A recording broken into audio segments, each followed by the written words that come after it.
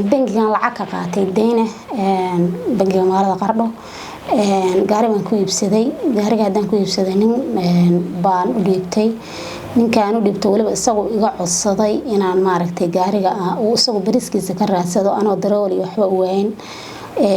oo aan anigu helma markaas gaariga ugu dhibiyay bariskiisa ka raadsado asxaana isagu ku sameynay ahayd anigana sababtaan gaariga u soo gatay u ahayd si aan qoyskayga ugu maareeyo iyo ilmahayga ugu maareysto ay ahayd deynta aan qaato igu kaliftay muddo 2 bilood markuu ii soo diray ninkaas lacagta gaariga aan ku heshiinay xaalada caafimaad baan Itoobiya u aaday safarka ugu daba dheeraaday muddo sanadan ku maqnaa inta aan safarka garow kuma Itoobiya ku maqnaa ninka telefoonka waa iga xirtay meel ka raadina waan garan waayay markastana telefoonkiisa waa waayay uu xirtay waa xirnaa sida la aadligeed markaan soo noqday muddo sanad kadib aan soo noqday ayaan ninkii magaalada garow waa imaaday ninkii waa raadiyay waa helay waa soo xiray odayaal baa iga sii daayay odayaasha iga sii daayay oo yiri ninka la xiri maayo waxa kamid ah waliba oday magaciisa oo kiiskaas dhanka dambeeyay ninkii la sii daayay waxa la yiraahdaa Xuseen Harago magaalada garow jooga ku nool yahay activeena u yahay ninkaana qaraabana aniga adeer buu igu beenay yahay muddo 2 bilood la qabtay kabacdi 2 bilood la qabtay way dhamaatay bila kale loogu darbaalay waa ugu daray marka dib waxa la igu yiri warkii lagu soo gabagabeeyay waxa Allah waxaan ku haynaa ma jirto nimankan waxba ka qaadi weynayno marka kadib baan maxkamadda imaaday oo aan maxkamadda darajada koowaad imaaday maxkamadda darajada koowaad waxaan kala kulmay istaamareyn badan meermeer badan waxaan kala kulmay caburin hadal oo hadalka lagu caburinayo waxaan kala kulmay xarig iyo caburin hadal iyo xarig la xiray oo muddo 48 saacadood aan xirnaa oo aan ku xirnaa saldhiga galbeedka aan ku xirnaa yani si u hadashaa yani aad u tiraahdaa yani waxay inta la meermeeriyo yani kiiskayga hawada laga tuuro la rabay oo yani aan iska tago goortaan wareero aniguna marka قال وحنا aad weyn baan ka tirsanaya maxkamadda darajada waa gartay maxkamaddu kiiskaagu marna ma gashay ma ku xukuntay ma la soo qabtay qofkii adiga gaarigaasi intaad u dhiibtay ها وجرتا maxkamadda hadaan imaaday maxkamaddu horta aniga warqadii cadeynta haysta oo ninkan ku kala saxiixanay dukumentiyada haysta ayay lacagtii kirada ahayd yani gaariga oo iga soo dirayaan ku heshiinay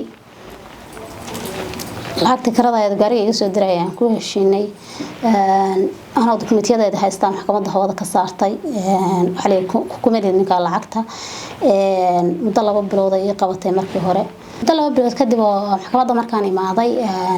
waxa dhacday ninkii muddo asbuuca maxkamadda amarteedu ku sameeyay uu imaan waayo waaran baa la jaray waa raadiyay muddo adigu 10 casho ku dhow kadib waxaan helay ninkii xilli waliba ay xilli dame tahay oo koodii habeenimo tahay ninkii maartay magaalada joogo oo tigidhku u go'ay raba subaxdaas diyaaradda bixaysa ku qoran oo xamar bixaysa waan soo qabtay waa soo xiray 15 casho kadib maxkamadda la iga soo wacay la iga yeeray garsoorihii ninka kiiska gacanta ku hayay wuxuu yiraahday ninka waa sii deynaya lacag markaas ku sheegay 1500 baan maxkamadda ku taalo oo aan ku siinaya waxaan ku raanuu ninkan maxkamadda garsooro waxaan ka rabaa lacagtayda oo dhameystiran waayo shalan asagoo baxsada soo qabtay wuxuu yiri bari ii soo noqon ninka waa celinaynaa baridii markaan u soo noqdayba warqad buu soo saaro siiyay wuxuu yiri nimankaas wadadaas ka maraysa nin walaalkiisa oo isagoo iska jiri iyo Mooriyaana ayuu wixii ninkaas wax ka noqonaya anigu marka aan ku qanacsanayn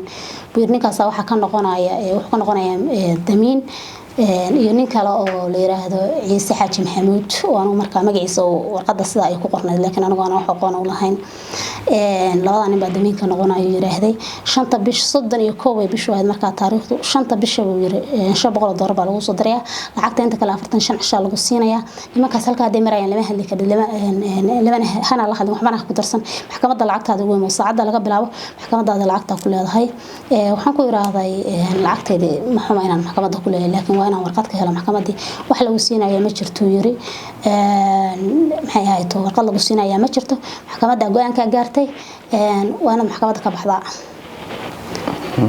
dib dambe u hadlimaysid bax maxkamadda ka bax haddaan maxkamadda aadan ka bixin taalo sharci waafaqsan baan ka qaadaya aniga waa iska tagay waa baxay lacagta waxa la soo diray waa laga soo daba diray markaan tagay waxa dhacday marka muddo adoo dhowr lacagta lagu soo diray lacagta oo dhan baa ka maqneen maya waxa la soo diray lacag $1450 marka aba la soo diray waxa dhacday marka in waxa dhacday marka in maaragtay waqtiga uu qabto 5 cishaad muddo dhaaftay muddo markay dhaaftaan soo wacay garsoori wuxuu yiri ninkii damiinka ka dhigo ninkii walaalkiis haba ii xiran adoo hadana asbuuc kadib baan soo wacay wuxuu yiri ninkii waa sii deynaya may asbuuc kadib isaga soo wacay wuxuu yiri ninkii waa sii deynaya wax lacagana laga waa waxa samaysaa cid u soo dirso aan yaani ogaatay in ninkii sii daayay waxaan ku raano cid garan maayo ninkii iga sii deyn adigu waa iga jaray telefonkiisaan hadaan iri waan soo tagay garsoori hadaan u imaaday wuxuu yiraahday kiiskaaga waa iska wareejiyay waxaan ku wareejiyay ninka la yiraahdo Burhaan baan ku wareejiyay maxaa u wareejinaysaa malada nimanka shalay iga sii daayay may ima qosay kiiskaaga waa wareejiyay adigu ka bacdi garsoori ugu wareejiyay warqad raafaan soo qoro warqad raafaanka adigu hadaan soo qortay hadana waxa dhacday waxa la meeshan xukunba kugu yaala maxaa raafaanka ka qoranaysaa adigu warqadii waa iska soo qortay waxaan oo leeyahay maxkamadda raafaanka la imaaday maxkamadda raafaanka hadaan la imaaday warqadii ninkii waa loo yeeray waxa la banaanka u baxay adigu anaga ninka wada hadleynay qolada maxkamadda raafaanka